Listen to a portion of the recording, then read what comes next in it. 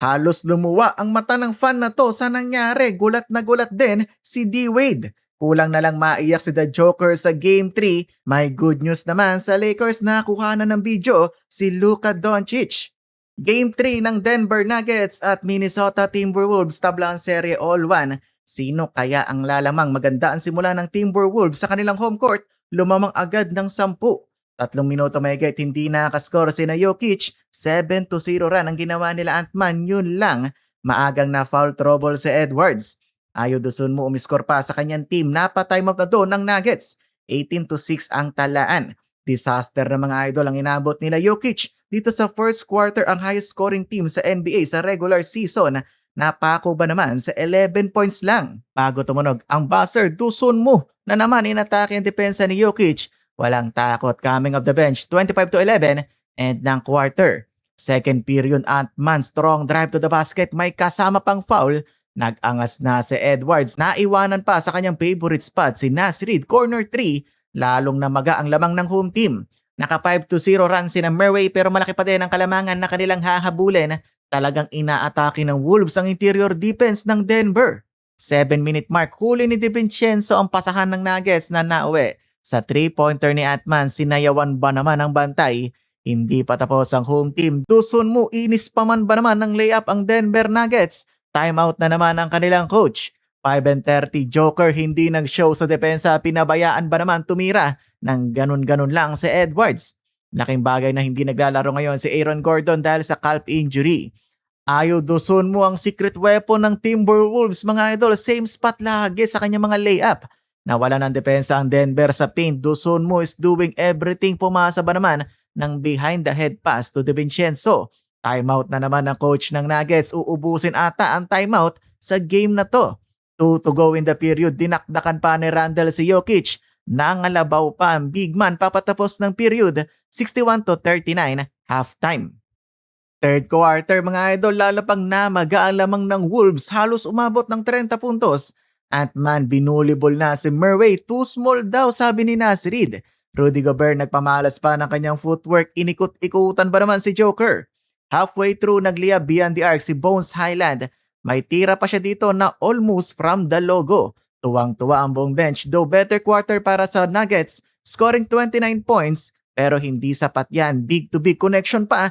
Naz Reid to Rudy Gobert alley-oop play, natulala na lang si Jokic. Natapos ang third, 20 ang lamang ng Wolves. Fourth quarter, eto na naman si Dusun mo, parang pinapractice na lang niya yung kanyang layup. Sobrang sama ng shooting ni Murray, 0 for 5 sa 3 at 5 of 17 from the field. Inaatake talaga ng Wolves ang depensa ni Jokic. Jaden McDaniels naka-3 at humighlight pa mga idol. Poster dunk, nagkagulo ang bench, halos lumuwa ang mata ng fan. Pati si D-Wade gulat na gulat sa kanyang nakita. Panalo ang Timberwolves, 2-1 na ang serye. Bukod sa 2-0 na kalamangan sa serye, may good news na naman para sa LA Lakers. Upgraded na to questionable sa injury report si Austin Reeves para sa Game 3. Matatandaan mga idol na injured itong si AR-15 noong April 2 lang sa laban nila sa OKC Thunder. Ayon kay Coach JJ Redick, paunti-unti na nag-i-improve sa kanilang rehab process si Reeves at Luka. Si AR sumasalang na sa 1-on-1 on-court workout at magpa-progress na to 3-on-3 hanggang 5-on-5. Ayon sa nabasa natin, mas ini-expect ng Lakers makalaro sa serye na to si Reeves kaysa kay Luka na baka second round pa if ever manalo nga sila sa serye na to versus Rockets. Ayon sa mga report, baka sa Game 5 lumaro si Reeves, pero may mga nagsasabi as early as Game number 3 baka sumalang na ang star ng Lakers. Laking bagay din talaga ni Reeves mga idol, career best ba naman na 23.3 points sa regular season, shooting 49% from the field, may 5.5 assists at 4.7 rebounds. Malaking bagay talaga sa opensa if makabalik si Reeves, lalo't maalat ang laro ngayon ni Jake LaRavia. Ang magiging problema lang talaga siguro ng Lakers kay AR-15, kaya niya ba agad dumepensa na pang playoffs? Dahil kung titingnan sa pananaw ng Lakers, sa Game 1 and 2, crucial yung naging depensa ng LA. Sobrang active na mga players lalo na nila Smart at Kennard. Kung questionable si Reeves sa Game 3, questionable din sa injury report si KD, pero ganito rin naman ang injury report nung Game number 2. Still, pinaglaro pa din nila ang kanilang superstar. Kung questionable ang dalawang star, out indefinitely pa rin si Luka para sa Lakers, Pero may magandang balita at nakunang video sa practice ng Lakers bago tumungo ng Houston sa game number 3. Dito makikita natin si Luka mismo na sumasalang na sa light shooting drills. Ingat na ingat nga ang mga assistant coach sa kanilang pinapagawa kay Luka, talagang mga light drills lang muna. Ayon kay Coach JJ Redick, maganda na ang progreso ni Luka sa kanyang hamstring injury, pero wala pa ding timeline mga idol kung kailan talaga siya lalaro.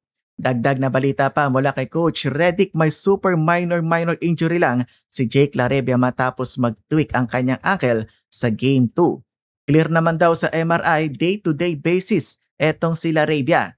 May litrato na kung saan patungo na ng Houston ng Lakers para sa game number 3. Kayo mga idol, sino kaya ang mananaig sa game 3 at pabor ba kayo na isalang agad si Reeves sa susunod na laban ng Lakers? Comment down below lang at huwag kalimutan mag-like, share at subscribe.